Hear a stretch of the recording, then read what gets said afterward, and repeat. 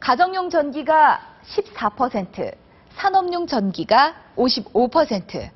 전기 사용량을 보면 산업용이 4배나 많습니다. 자, 그럼 사용 요금을 볼까요? 가정용이 120원, 산업용이 81원.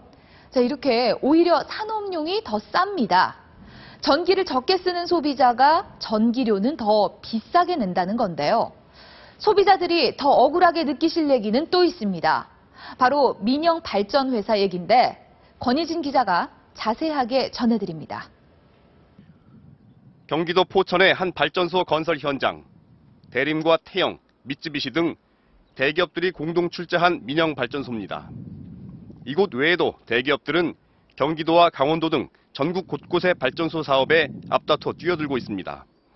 짓기만 하면 큰 이익이 보장되기 때문입니다. GS그룹 계열 발전소인 GSEPS가 작년에 한전에서 전기를 샀은 가격은 1kWh당 81원. 그런데 한전에 전기를 팔 때는 168원을 받았습니다. 같은 전기인데 살 때보다 2배 넘는 값에 판 겁니다. 이 때문에 작년 3, 4분기까지 한전이 840억 원의 적자를 기록하는 동안 GS와 포스코 등 대기업 계열 발전소는 3,900억 원의 이익을 남겼습니다. SKENS는 계열 발전소를 합병한 뒤 같은 기간 6,700억 원의 영업이익을 기록해 1년 만에 수익이 4배 가까이 치솟았습니다.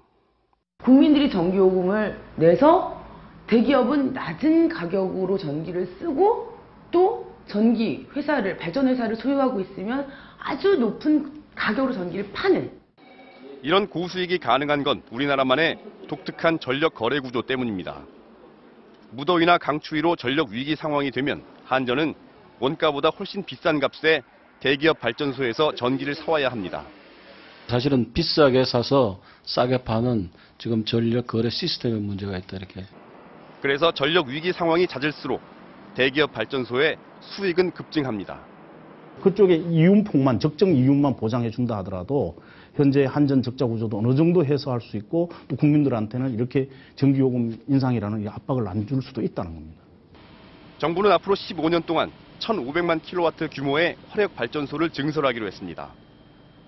그 발전소들의 70% 이상을 대우건설이나 삼성물산, GS, SK 등 대기업이 차지했습니다. 이렇게 되면 대기업 계열 발전소 비중은 전체 화력발전 용량의 30%까지 늘어 민영발전소 의존도는 더 심화됩니다. 결국 대기업에 막대한 특혜를 주는 지금의 전기요금 체계가 바뀌지 않는다면 한전의 적자 규모가 더욱 커지고 가정에서 내는 전기요금은 더욱 올라갈 수밖에 없습니다. MBC 뉴스 권희진입니다.